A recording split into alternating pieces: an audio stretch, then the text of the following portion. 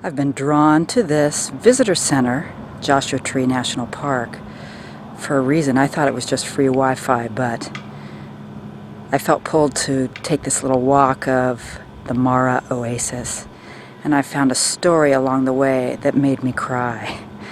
You'll see why. When I started reading this story along this oasis, tears rolled down my face. What does that mean to me? That I feel a very strong connection to this story, that it's truth for me. And I also get goosebumps. I feel connected to this girl, Carlota. Possibly a past life, possibly a piece of essence in my soul of this girl. Possibly I identify with the Native Americans anyway. I know I've had many past lives as them. So, here we go. The story of, they called him Willie Boy, was blown up and distorted through the media to this ghost dance phenomenon, which was an insurrection to create a holy war against the Indians by the whites. And they used this murder, they called it a murder rather than it being an accident, of Carlota's father, who was a shaman. And so there was a rising of a posse that came after Willie Boy, who was said to murder this man. So they went after Willie Boy and his beloved Carlota. And I'm going to read these beautiful little essays along the way that is in the Oasis of Mara. This is a story about the Willie Boy manhunt of 1909, but it's written by Lewis Desoto through the eyes of Carlota, Will's beautiful beloved. My name is Carlota. I am 17 years old. The white man says the year is 1909. My people are the Chemehuevi. They came to this place long ago from another planet. That planet became too crowded, and our Lord, a powerful being, brought us here. I love to run. The younger men are given tasks to send messages and supplies back and forth through the desert. They are swift. Sometimes when my chores are done, I wander out and follow them. I taunt them as I catch up and run past. You're not fast enough to catch me, I say, laughing. I dodge rocks, fleeing rabbits and the sharp children. I jump over snakes and fallen Joshua trees. I love the feeling like floating over the earth. When I stop to catch my breath, I am glowing in happiness. A young man has come to the oasis. His name is Will. They say he is family, but I do not know him. He is strange and powerful, and I'm drawn to him. He stares right into my spirit. He is a ghost runner. He runs faster and longer than all the other men. He has been in Arizona. He has spent time with Wovoka, the ghost dancer. It is something new, this belief that drew all tribes together. It is foretold if all the people follow, we will reunite with our loved ones. The white man will disappear, and a new world will begin. One night we run into the desert together. He is beautiful. His smell is intoxicating. His eyes are strong. My desire for him is compelling. We stay that night together. We listen to the whisper of the creosote in the wind. The earth and the stars are one with us. We are in love. I wish to be his betrothed. We return to the oasis. There is much drama. My father and mother say that I cannot be given to this cousin. I do not feel the same. Will is asked to go away, and my parents leave the oasis and take me with them to stay with the family of Jim Pine, a Serrano. They think my heart will cool. Months go by. I go to Banning where my family is picking fruit.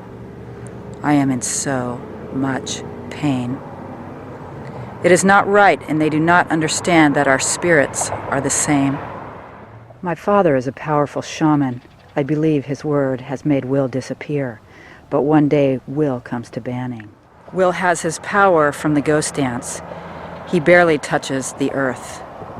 Yet he brings a rifle, the white man's power, with him. My father says, you don't need that. But Will shrinks back. I can see he is afraid, but he presses his love for me. Father is angry. He reaches for the rifle and grabs the barrel, trying to pull it away. Will's finger is on the trigger, and as my father pulls it, it goes off. My father is dead, shot through the eye. My mother screams as my father falls to the earth. His spirit is gone. She screams again. Go, go away, you have destroyed us. Before I know it, my hand is in Will's and we run into the desert. He still carries the rifle. Not long after, the white people who fear Indians and the ghost ants gather. President Taft is coming to Riverside. Is this the start of an Indian uprising? Will President Taft be killed by Indians? A posse is formed to look for us, to capture us. He is so fast and quiet. We are miles away, and they must mount horses to find us. My father's spirit is gone, and I'm following my own spirit with Will. We run through the Morongo Valley. We rest at the pipes in Yucca Valley. I cannot run as fast. Sometimes we find cattle troughs with water for us. Here we have run out of water, and it is very hot. He knows of some cabins where there is food, places to find water. As night falls, he tells me to rest near the dry creek bed. He gives me his coat that was tied to his belt. He will run to the cabin and bring back cans of food and water. We will flee to Arizona where he has friends and family, where the ghost dance is strong. That night I have a dream about Sinawawa Coyote. He dances around me. You are swift, he smiles. You are a strong girl. Listen, when you see the sun in the east, run straight into it and you will find your love. I wake up in the cold desert night. It is windy. Why did he say that? I don't like the dream, but it is powerful medicine and I must learn its meaning. Am I a shaman now that my father has died? As the sun comes up, I stand up in the morning light. I hear a pop and feel a strange heat, first in my back and then in my breast. I put my hand there and there is blood. I hear Coyote's words again as my spirit rises from my body. From high up, I see a white man with a rifle who has shot me. I rise higher and I see Will gathering food in the cabin. I see the posse throw my body on a wagon.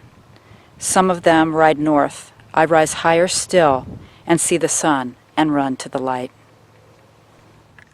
I am spirit now. I see Will spot the posse. He is confused and desperate. He starts running. He runs for 4 days. He hides in the Ruby Mountains. The posse is gathered below him. They call out to him that I am dead. He shrieks and shoots one of them, the man named Retchie. He shoots at the horses and they scatter. The night falls and I can see Coyote. He suddenly appears before Will. I don't know what he says. Coyote flies past me with a grin on his face. Coyote still frightens me, but he has helped me. Why? I see Will wake up. I hear the men from the posse yelling at him, calling him Willie Boy like he is a slave. They hate him. I can see the dark clouds around them like thick smoke. Will is summoning his power. It is getting near dawn and I see him carefully place things around him. He makes a little flame and blows the smoke around his body. He removes his shoe and holds the rifle with his feet so it is pointed at his chest. He pulls the trigger with his toe. There is a light everywhere for a moment. He is free. I see his spirit head to me, and again I feel him touch me.